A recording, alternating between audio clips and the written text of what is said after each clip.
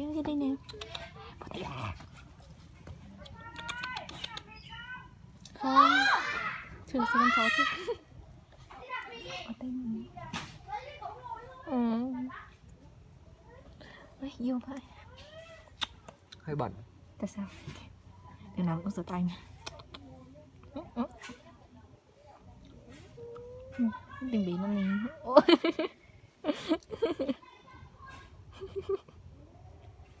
Hello. Dạ. Bye bye nhé. Bye đến.